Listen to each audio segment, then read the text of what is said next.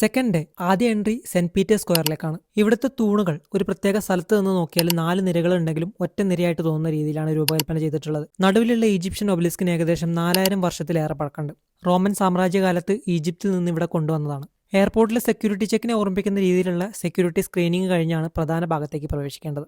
ലോകത്തിലെ ഏറ്റവും ചെറിയ രാജ്യം കാണുക എന്നതാണ് ലക്ഷ്യം. ഒരു വലിയ പാർക്കിനേക്കാൾ ചെറുതാണ് ഈ രാജ്യം. ജനസംഖ്യ ഏകദേശം 800 പേര് മാത്രം.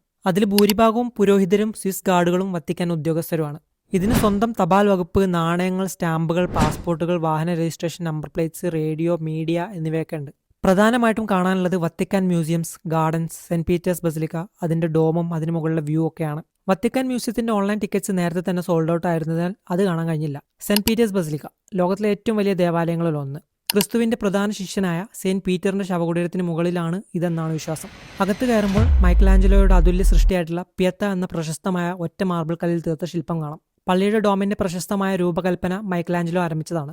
മുകളിൽ കയറിയാൽ മുഴുവൻ റോമിന്റെയും ആകാശ കാഴ്ച കാണാം. ടിക്കറ്റ് എടുത്ത് 520 പടിക്കെട്ടുകൾ വട്ടത്തിൽ കയറി വേണം മുകളിലെത്താൻ. 2 ക്യൂ ഉണ്ടായിരുന്നു. ഒന്ന് മുഴുവൻ 520 സ്റ്റെപ്സ്, മറ്റൊന്ന് ലിഫ്റ്റ് പ്ലസ് 320 സ്റ്റെപ്സ്.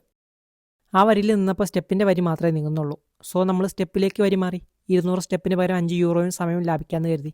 എന്തായാലും ലിഫ്റ്റ് കഴിഞ്ഞാൽ 320 സ്റ്റെപ്പ് കയറൽ നിർബന്ധമാണ്. നമ്മൾ വരി മാറിയതും സ്റ്റെപ്പായി ലിഫ്റ്റ് നീങ്ങാൻ തുടങ്ങി. Beautiful experience. എവിടെ പരിപാടി അവതരിപ്പിച്ചാലും. അവസാനം ഡോമിന് മുകളിലെത്തി. താഴേന്ന് നോക്കുന്ന സമയത്ത് പെയിന്റിംഗ് പോലെ തോന്നും.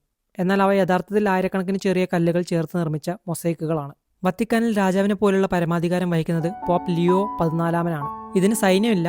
സുരക്ഷയുടെ ചുമതല ചരിത്ര പ്രസിദ്ധമായ പോണ്ടിഫിക്കൽ സ്വിസ് ഗാർഡാണ് നിർവഹിക്കുന്നത്. 1506 മുതൽ പോപ്പിനെ സംരക്ഷിക്കുന്ന ലോകത്തിലെ ഏറ്റവും പഴക്കമുള്ള സൈനിക യൂണിറ്റുകളിൽ ഒന്നാണിത്.